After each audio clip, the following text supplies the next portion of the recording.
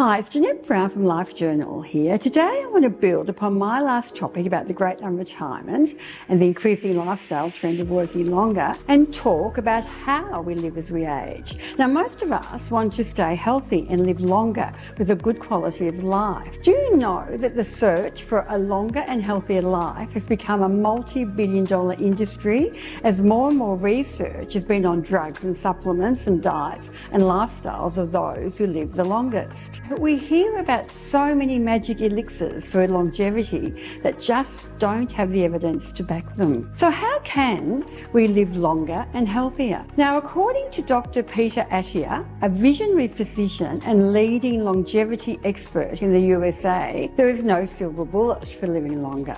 People who live to 100 may not surprisingly even have a rigorous schedule they adhere to. Attia says they just hit the genetic lottery. Their secret sauce is that they somehow delay the onset of chronic disease by 20 years. So as he says, we must find a way to live longer without disease. So we often hear about how our lifespan, the number of years we live, is increasing. At the same time, we also need to ensure our health span, the number of years we're able to live disease-free, increases too. Now, according to Attia, we have more control over our health span than we may realise, and much of it doesn't actually require a doctor. So the three pillars of your health span are cognitive function, physical ability, and emotional health, which includes the quality of your relationships. Now, Dr Attia says we must take action now with a personalised, proactive strategy for longevity rather than waiting until we get older. So in his book,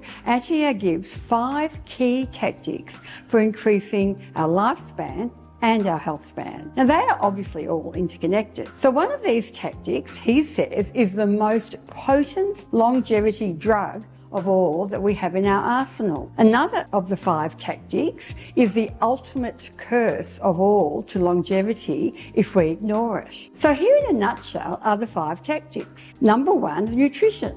A well-balanced and personalised nutrient-dense diet is very important. Generally, this involves minimising processed food, added sugars and unhealthy fats, while focus on your whole foods, including your vegetables, fruits, lean proteins and healthy fats. The key thing here, he says, is that it must work for you. Now, number 2, exercise. So he says regular physical activity is crucial for maintaining overall health. Attia promotes the benefits of both exercise or aerobic exercise and strength training, and also engaging in physical activities that challenge the body. Number 3, sleep. Now, we all know sufficient and quality sleep is essential for our health. Attia highlights the importance of maintaining a consistent sleep schedule, darkness and temperature, creating a conducive sleep environment, and practicing relaxation techniques to promote restful sleep. Number 4, pharmaceutical tools and supplements. Now, to maximise our health span,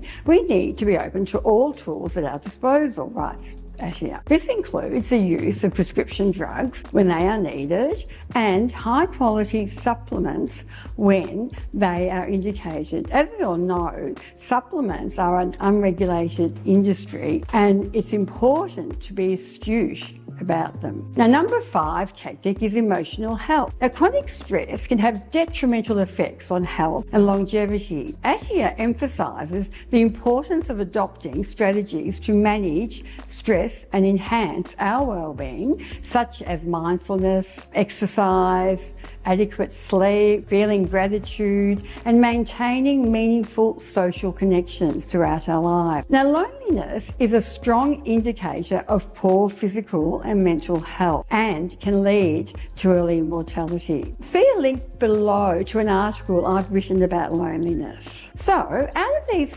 5 tactics, what do you think is the most potent longevity drug of all? Of course, they are all necessary, but the most potent is exercise. What do you think is the tactic, if ignored, can be the ultimate curse of all? Well, it's emotional health. Attia sums this up so well. Longevity is meaningless if your life sucks or if your relationships suck. None of it matters if your wife hates you or your kids hate you. All these need to be addressed if your life is to be worth prolonging, because the most important ingredient in the longevity equation is the why. Why do we want to live longer? For what?